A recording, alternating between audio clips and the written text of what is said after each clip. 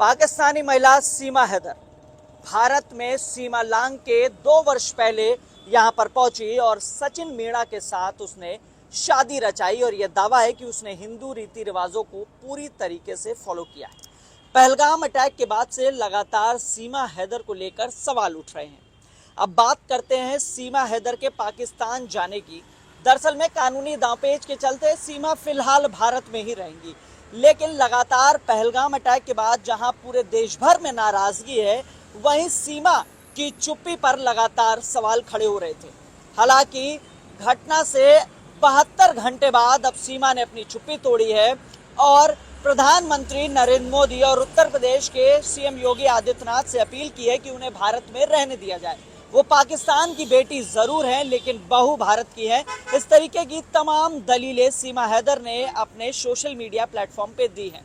उनका कहना है कि वो यहाँ पर रहना चाहती हैं, सुरक्षित महसूस करती हैं। इन तमाम तरीकों की बातों का जिक्र किया गया है। साथ ही आपको बता दें, सूत्र ये भी बताते हैं कि सीमा हैदर की सुरक्षा बढ़ाई गई है, यानी वहां पे अब निगरानी रखी जा रही है लोकल यूनिट की तरफ से। इसके अलावा गौतम बुद्ध नगर पुलिस कमिश्नरेट ने जो वहां पर कांस्टेबल की तैनाती थी, उनकी संख्या में भी बढ़ोतरी की है, ऐसे हमारे सोर्सेज बताते हैं।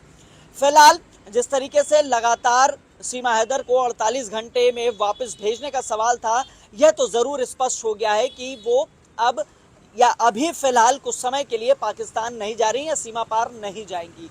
आपको बता दें, जो एपी सिंह है, सीमा हैदर के वकील हैं, उन्होंने भी शुरुआती तौर में एक स्टेटमेंट जारी किया था और उसमें कहा था कि सीमा हैदर ने उन्हें दुख बताया, उन्हें पीड़ा हुई है पहलगाम अटैक के बाद से, और साथ ही उन्होंने यह भी कहा है कि ऐसे में एक सख्त और बड़ी कार्रवाई होनी चाहिए। साथ ही उनका यह भी कहना है कि वह गृह मंत्रालय और साथ ही जो एजेंसीज हैं, इंटरनल एजेंसीज, उनसे लगातार टच में है, चाहे फिर एटीएस की बात हो या आईबी की बात हो, वो लगातार टच में है और जो तमाम डॉक्यूमेंट्स हैं वो भी उनको दिए जा रहे हैं और सीमा यहाँ पर रह रही है, इसके बारे में उनको तमाम जो जानकारी चाहिए वो पूरी तरीके से जांच में सहयोग भी कर रहे हैं। रबुपुरे थाने में मुकदमा लिखा गया था साल 2023 के 7वें महीने में और उसके बाद से ये जांच अभी जारी है। जो एजेंसीज हैं उनकी तरफ से पासपोर्ट वेरिफिकेशन और तमाम जो डॉक्यूमेंट्स उस वक्त सीमा से बरामद हुए थे, उसकी रिपोर्ट आने के बाद चार्जशीट दाखिल की जाएगी। फिर कोर्ट में इसका ट्रायल शुरू होगा। ट्रायल होने के बाद या तो सजा होगी या वो दोषमुक्त होती है, यानी दोनों ही केसेस में आपको बता दें कि उसके बाद यानी ट्रायल और सजा के बाद या सजा नहीं होती, दोषमुक्त होती है, तो सीमा को पाकिस्तान तो जरूर जाना पड़ेगा।